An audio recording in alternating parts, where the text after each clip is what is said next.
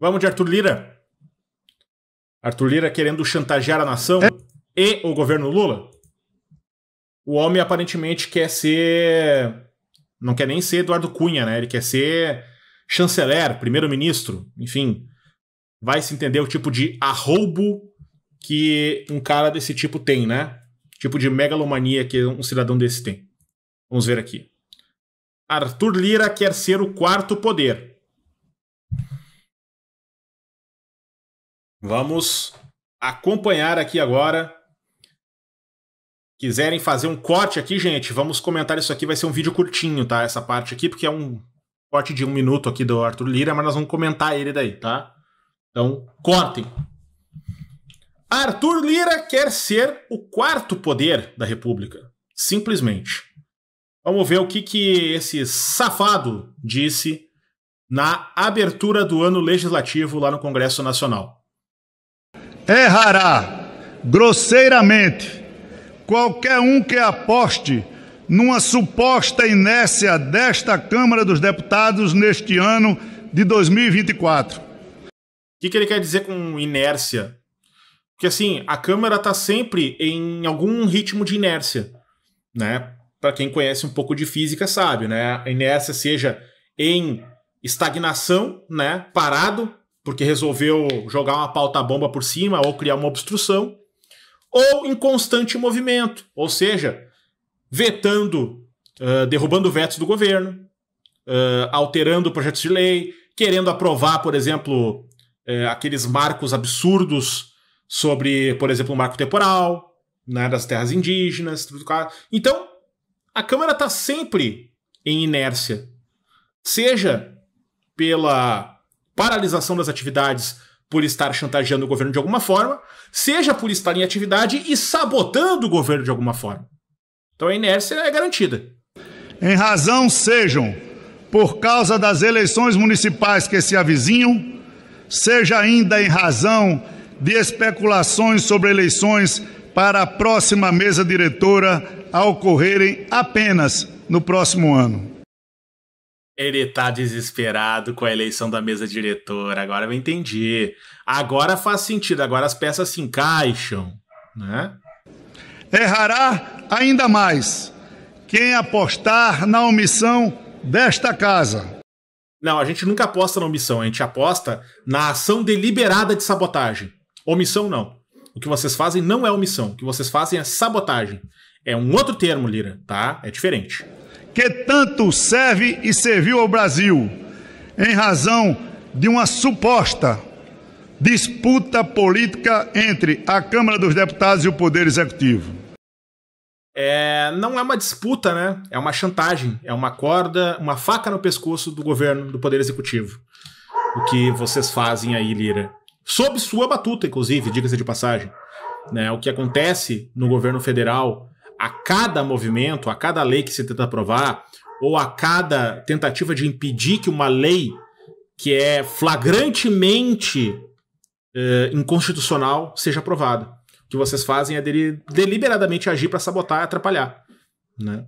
A gente não espera nada de vocês além disso. Né? E é por isso que a gente sempre fala da importância do cidadão se conscientizar de que não basta votar no executivo, tem que votar no legislativo de forma muito consciente.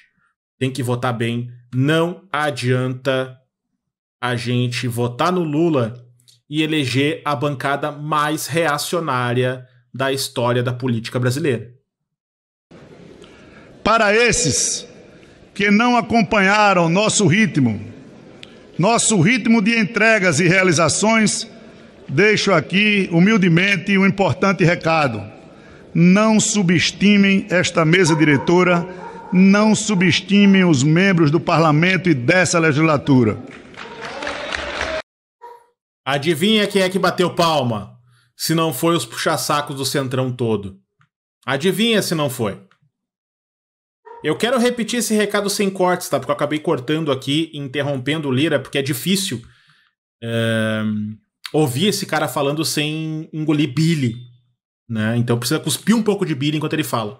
Vamos assistir de novo, dessa vez tentar fazer sem corte, tá? Pra captar um pouco mais da essência de chorume do que ele falou. Errará grosseiramente qualquer um que aposte numa suposta inércia desta Câmara dos Deputados neste ano de 2024. Em razão sejam por causa das eleições municipais que se avizinham, seja ainda em razão de especulações sobre eleições para a próxima mesa diretora a ocorrerem apenas no próximo ano. Errará ainda mais quem apostar na omissão desta casa, que tanto serve e serviu ao Brasil, em razão... Desculpa, eu vou ter que interromper de novo no meio. Tanto serve e serviu ao Brasil. Serve de quê? Serve pra quê, Lira, essa casa? Se não para atrapalhar o desenvolvimento do Brasil sob a tutela de vocês. Porque vocês estão tutelando essa casa que poderia estar a serviço do povo. E não está graças a vocês. Se algo de bom acontece nessa casa, é apesar de vocês. De uma suposta disputa política entre a Câmara dos Deputados e o Poder Executivo. Para esses que não acompanharam nosso ritmo de entregas e realizações, deixo aqui humildemente um importante recado. Não subestimem esta mesa diretora, não subestimem os membros do Parlamento e dessa legislatura.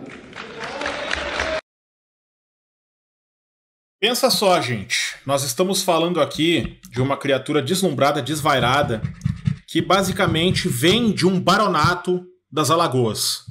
Né? Basicamente é disso que nós estamos falando. Né? Então, ele já está acostumado ao poder. Ele que era nada mais do que um deputado do Centrão até alguns anos atrás, ascendeu junto ao bolsonarismo após Rodrigo Maia, e que agora se encontra em posição de chantagear um governo pelas vantagens que quer obter. Um cara desse, esse tipo de recado aqui não é de graça que ele dá. Ele está realmente tentando colocar um relógio cuco no pescoço do governo Lula, fazendo um tic-tac. É isso que está acontecendo aqui.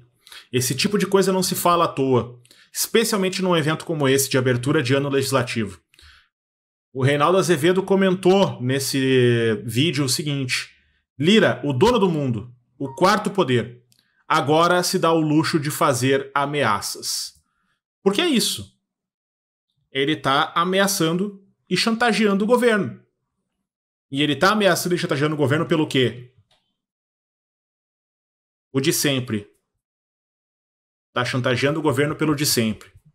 O que ele quer? Ele quer orçamento secreto de volta.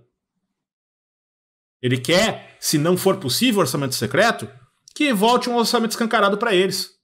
Ele quer fatias do orçamento para ratear entre os seus. Ele quer uma disputa municipal desequilibrada. Porque esses caras só conseguem se manter com dinheiro, não se mantêm com trabalho.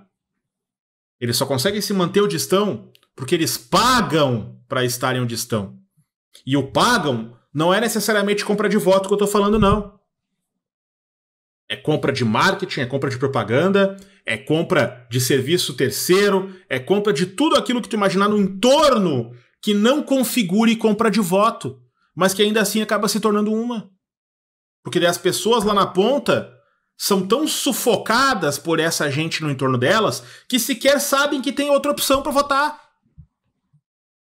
As pessoas que estão lá na ponta, que vão receber cesta básica nesse momento, que vão receber todo tipo de ação solidária no momento de catástrofe ou no momento de necessidade, e que daí vai ter sempre aquele cargo em confiança levando a cesta básica e dizendo: quem fez isso aqui pra ti foi o fulano de tal, viu?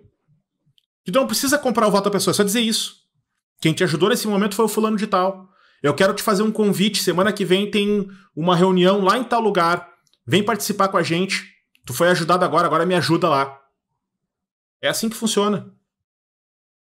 Então, assim, muita consciência do que está acontecendo. Muita denúncia nós vamos precisar fazer durante esse ano todo.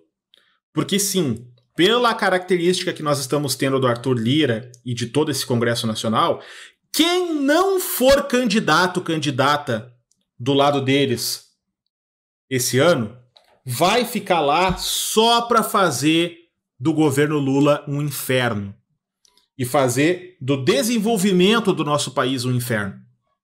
Nós vamos ter que ficar muito vigilantes a isso, muito ligados no que vai acontecer nesses próximos meses, tá, gente? Então, mantenham a mobilização e intensifiquem se possível.